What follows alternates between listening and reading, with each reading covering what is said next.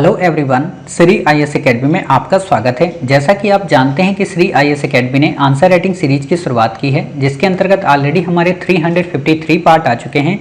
ये हमारा पार्ट 354 है। अपने इस पार्ट में हम देखेंगे कि आपके द्वारा हमारे टेलीग्राम चैनल पर किस प्रकार का प्रश्न लिखकर भेजा गया, उसे आपने किस तरीके से लिखा और वास्तव में आपको उसमें किन किन बिंदुओं को ऐड करने की आवश्यकता है। तो चलिए शुरू करते हैं। काफ़ी अच्छा आपका प्रश्न है। सबसे पहले हम आपके इस प्रश्न को पढ़ेंगे, आपके उत्तर को देखेंगे और देखेंगे कि वास्तव में इसे आपने कैसे लिखा है और इसमें किन किन बिंदुओं को ऐड करने की आवश्यकता है। आपका प्रश्न है कि किसी भी प्रकार के आक्रमण से अपनी जनता की रक्षा करना प्रत्येक राजसत्ता का सर्वप्रथम उद्देश्य होता है। कथन के संदर्भ में देश की आंतरिक सुरक्षा से संबंधित चुनौतियों की चर्चा करते हुए समाधानों के बिंदुओं पर प्रकाश डालें। आंतरिक सुरक्षा से तात्पर्य है किसी भी देश की अपनी सीमाओं के भीतर की सुरक्षा से है। यहाँ पे आपने एरर किया है, चलिए बाद में बताते हैं कैसे लिखना है। चूंकि भारत एक संप्रभु राष्ट्र है, अतः यहाँ बाहरी या आंतरिक आक्रमण से संप्रभुता का उल्लंघन होगा। इस स्थिति से देश राज्य का प्रथम कर्तव्य होगा कि वह जनता की रक्षा करे। किसी भी प्रकार के आक्रमण से अपनी जनता का रक्षा करना प्रत्येक राजसत्ता का सर्वप्रथम उद्देश्य होता है। ये कथन महान कूटनीतिक चाणक्य का है। अच्छा, उनके अनुसार प्रजा का सुख ही राजा का सुख है और प्रजा के हित में ही राजा का हित होता है। हाल ही में भारत में इसके उदाहरण छत्तीसगढ़ में नक्सली आक्रमणों से जवानों के शहीद होने की घटना, पड़ोसी देश पाकिस्तान के द्वारा दूसरा बार आतंकी हमला, पंजाब में लॉकडाउन के पालन कराने के दौरान निहंग सिखों द्वारा हमला आदि को देख सकते हैं।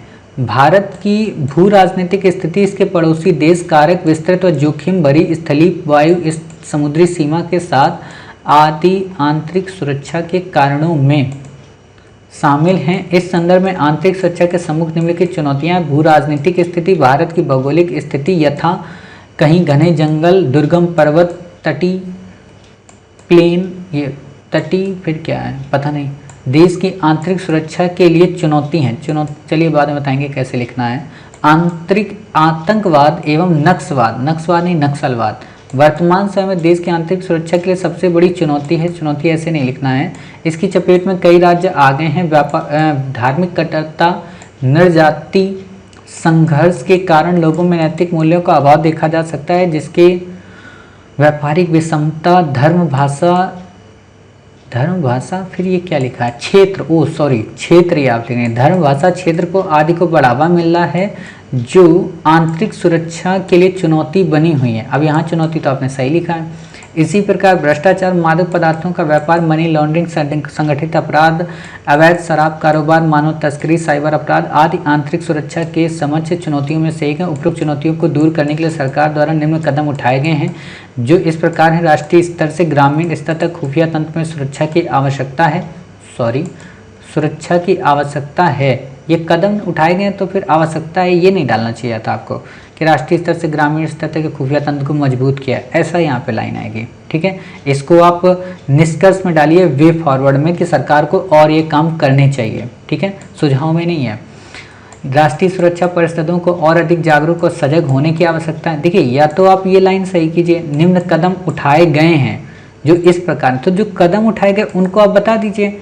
किया जाना चाहिए या आवश्यकता है वो आता है वे फॉरवर्ड में। ठीक है, जैसे आप यहाँ पे बता सकती हैं कि सरकार ने समाधान पोर्टल की शुरुआत की है। ठीक है, सरकार ने सीमाओं की सुरक्षा के लिए कई जगह पे सीमाओं की फेंसिंग की है। साइबर अटैक से निपटने के लिए सर्टिन जैसे कंप्यूटर सिस्टम को लॉन्च किया है और भी कई सारी पॉलिसीज़ को अपनाया है। आप ऐसे बताइए और फिर आप बताइए कि उपयुक्त समाधानों के अलावा सरकार को अन्य समाधान भी करने की आवश्यकता है। जैसे सरकार को पुलिसिंग व्यवस्था में सुधार करने की आवश्यकता है, सरकार को ग्रामीण क्षेत्रों को जागरूक करने की आवश्यकता है, सरकार को राष्ट्रीय सुरक्षा परिषदों को और अधिक जागरूक और सजग बनाने की आवश्यकता है, सरकार को राष्ट्रीय स्तर से लेकर ग्रामीण स्तर तक के खुफिया तंत्र को मजबूत करने की आवश्यकता है। फिर आप बताइए कि अगर सरकार इन सभी चीज़ों पर काम कर लेती है तो न केवल देश की आंतरिक सुरक्षा के लिए एक मजबूत पहल होगी, बल्कि आने वाले समय में देश की एकता और अखंडता के लिए भी सहायक की भूमिका का निर्वहन कर सकती है। बाकी आप इस पॉइंट को भी डाल सकते हैं यहाँ पे कि समग्र राष्ट्रीय सुरक्षा नीति को भी अपनाया जाना चाहिए। ठीक है, इससे संबंधित अगल नहीं अलग है ना, यहाँ पे उल्टा लिख गया, अलग मंत्रालय केंद्र स्तर पर होना चाहिए। तो आप ऐसे बताएंगे। देखिए, आपने पॉइंट सारे कवर किए हैं। पॉइंट में आपका कोई भी मिस्टेक नहीं है, दिक्कत बस ये है कि आप उसको अरेंज नहीं कर पाई हैं, ठीक है। तो आप इसे अरेंज करें। कैसे अरेंज करेंगी आप? तो जैसा कि आप ये देख रही हैं, यहाँ पे ये जो पहला आपका पैरा है, तो आपको सबसे पहले यहाँ पे ये जो इतना आपने डिटेल बताया ये, और इतना जो डिटेल बताया ये आपको नहीं बताना है यहाँ पे, ठीक है। क्यों नहीं बताना है? क्योंकि देखो कई बार क्या होता है, अभी तो आपने मान लीजिए बता दिया कि ये जो स्टेटमेंट है ये चाणक्य का है, लेकिन फिक्स थोड़ा ना कि चाणक्य का स्टेटमेंट है ना। और अगर मान लो सपोज करो चाणक्य का स्टेटमेंट ना हो, किसी और का इंटरनल सिक्योरिटी का, चाणक्य का तो स्टेटमेंट ये है ना कि किसी भी राज्य का दायित्व होता है क्या, कि अपने प्रजा का हित करे, ठीक। लेकिन सुरक्षा ये नहीं होता है, वहाँ पे सुरक्षा एक अलग चीज हो जाती है, हित करना एक अलग चीज है। चाणक्य ने जो बात की है वो कल्याणकारी स्टेट की बात की है, ठीक है। चाणक्य ने वेलफेयर स्टेट की बात की, ना कि सिक्योरिटी स्टेट की बात की। और चाणक्य इनडायरेक्टली रूप से कुछ कहे होंगे, लेकिन यही स्टेटमेंट चाणक्य का ये गलत बात है। जैसे मैं एक दिन एक सुन रहा था ऑडियो का वीडियो ही सुन रहा था यूट्यूब पर, उनका देख रहा था, नवाजुद्दीन सिद्दीकी साहब, अगर मैं गलत नहीं हूँगा तो शायद उन्हीं का होगा। नवाजुद्दीन सिद्दीकी साहब का एक वीडियो चल रहा था, तो वो अपनी सक्सेस स्टोरी बता रहे थे, ठीक है, जो उस मूवी में बजरंगी भाईजान मूवी में जो एंकर की भूमिका निभाते हैं। बाकी आप लोगों को याद होगा, मुझे हीरो हीरोइन के बारे में ज़्यादा पता नहीं रहता है, ठीक है। तो उन्होंने क्या कहा, उनसे जब वहाँ पे एंकर साहिबा पूछ रही थी एक उस पे मोटिवेशनल शो में, तो उन्होंने एक लाइन बोल दी कि सपने वो नहीं होते जो सोने के समय देखे जाते हैं, जबकि सपने वो होते हैं जो व्यक्ति को सोने नहीं देते। और उन्होंने कहा ये स्टेटमेंट गांधी जी ने दिया है, ठीक है। वो मैडम साहिबा फिर वहाँ करेक्शन करती कि नहीं सर, ये गांधी जी का स्टेटमेंट नहीं है, ये APJ अब्दुल कलाम साहब का स्टेटमेंट है। तो वो गलती आपको नहीं करनी है, ठीक है। हो सकता है गांधी ने कभी कहा हो ऐसा, लेकिन डायरेक्टली थोड़ा ना कहा होगा। और ऐसा भी नहीं कि गांधी ने वो बात ना कही हो, APJ अब्दुल कलाम साहब की मौलिक हो, इससे पहले भी किसी ने कही होगी, समझ गए। तो ऐसे स्टेटमेंट को आप एक्सप्लेन ना करें, ठीक। दूसरी बातें, ये चीज़ें, इतनी बातें ऊपर की लाइनें अवॉइड करें, इनको हटाएं, ठीक है। आप यहाँ से शुरू करें। मतलब कैसे शुरू करेंगी कि जैसे इसमें लिखा ना, किसी भी प्रकार के आक्रमण से जनता की रक्षा करना राज सत्ता का सर्वप्रथम उद्देश्य होता है, ठीक। आप ये बता दीजिए कि राज सत्ता का निर्माण वास्तव में वहाँ पर रहने वाले निवासियों या वहाँ के नागरिकों की सुरक्षा से संबंधित होता है, जो कि उनका एक प्रमुख कर्तव्य होता है नागरिकों के प्रति। इसी दिशा में अब बताइए भारत को लेकर, इसी दिशा में भारत में होने वाले आए दिन नक्सलवाद, है ना, अलग अलग प्रकार की जो घटनाएं हैं, चाहे नक्सलवाद हो या निर्जाति संघर्ष हो, कुछ भी हो, उनको आप बताते जाइए कि नंबर 1, नंबर 2, नंबर 3, नंबर 4, इनको पॉइंट में नहीं डालना, पैसेज में डालना है। आप बीच में एक डायग्राम भले दे सकती हैं, ऐसे करके आप बता दीजिए कि इतनी सारी समस्याएं हैं इस चीज़ को लेकर आंतरिक, इनमें से ये जो समस्या है काफ़ी वैसी है जो सिक्योरिटी रीजन के लिए इम्पोर्टेंट हो जाती है, ठीक। अब इसमें जब आप बता रही होंगी तो आप ये बता दें कि सरकार ने क्या क्या उपाय किए हैं। उन उपायों में सरकार के पोर्टल वगैरह का आप जिक्र कर दीजिए, जैसे राष्ट्रीय सुरक्षा परिषद का उन्होंने गठन किया, ठीक है। नेशनल एजेंसी हमारे यहाँ है, राह है हमारे यहाँ, ठीक। हमारे यहाँ लोकल लेवल पे कई सारी संस्थाएं हैं, अलग अलग राज्यों की अलग अलग पुलिसिंग व्यवस्था है, ठीक है, ये बता दीजिए।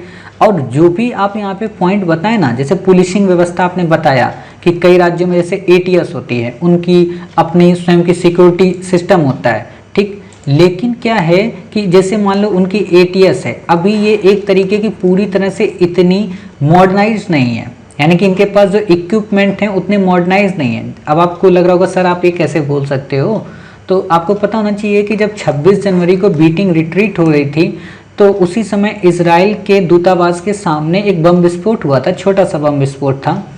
तो उसको चेक करने के लिए ना नॉर्मल दिल्ली पुलिस नहीं आई थी, उसको चेक करने के लिए NSG की टीम बुलाई गई थी। अब यानी कि सोच सकते हो, ऐसा नहीं था कि दिल्ली पुलिस हो या अदर जो दिल्ली की ATS स्पेशल सेल हो वो नहीं कर सकती थी, कर सकती थी, लेकिन उनके पास वो इक्विपमेंट नहीं थे, उतने हाईटेक इक्विपमेंट नहीं थे। तो हाईटेक इक्विपमेंट या इनको हाईटेक जो ट्रेनिंग है वो देने की आवश्यकता है ताकि आंतरिक सुरक्षा जैसी चुनौतियों से निपट सकें।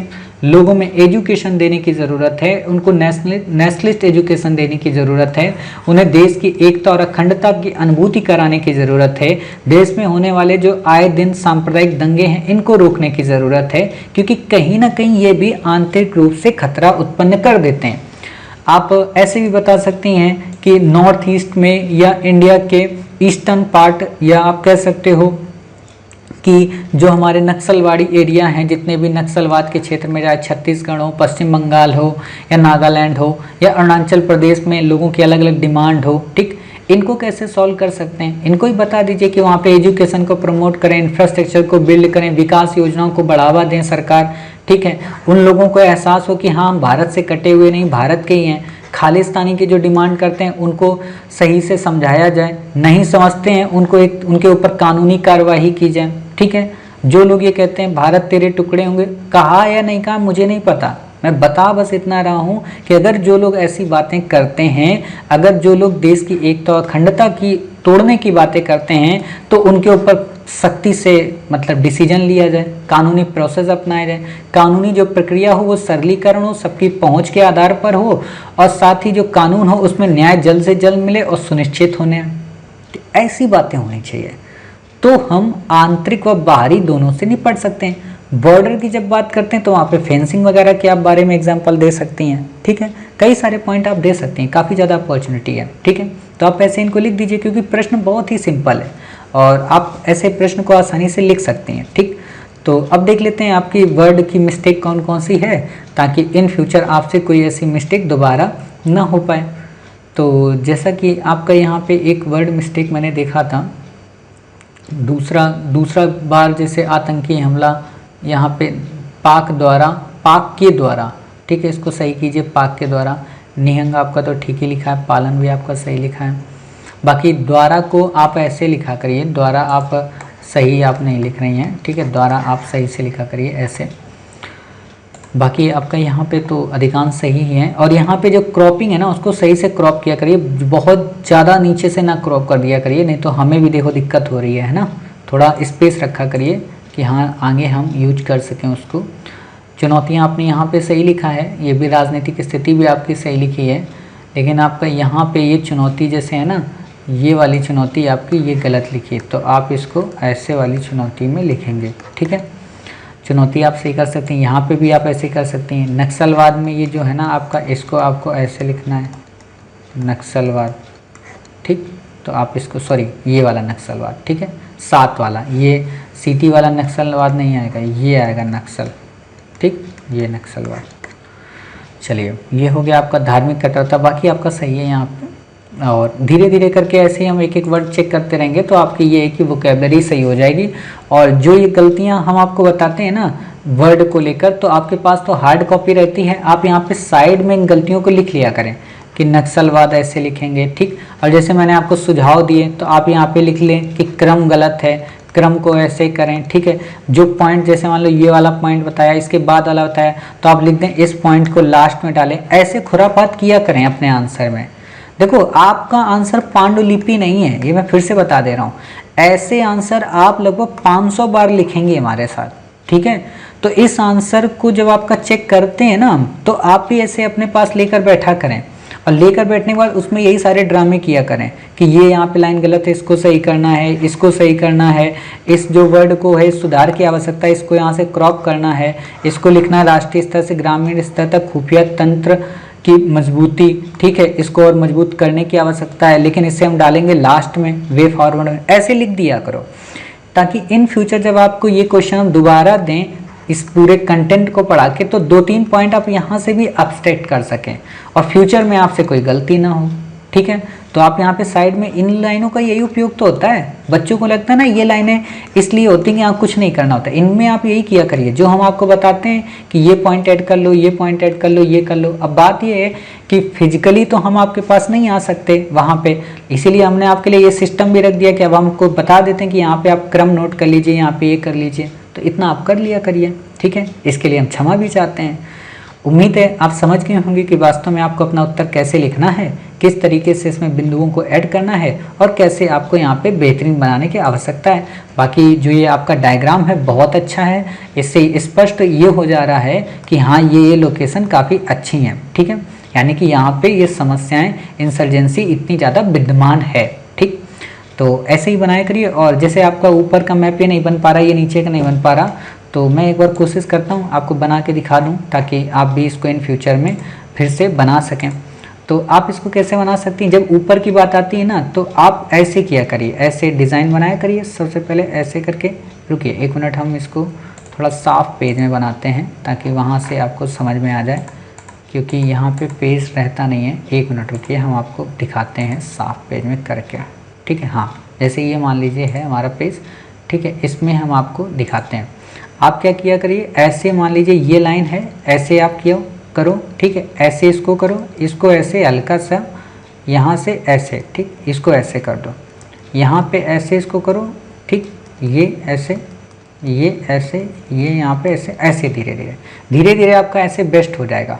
नीचे का जो भाग होता है उसको आप ऐसे करो, ऐसे करो, ऐसे करो, ऐसे ऐसे, ठीक है, ऐसे आप बना दो, यानी कि यहाँ पे ये ऐसा आएगा, ठीक।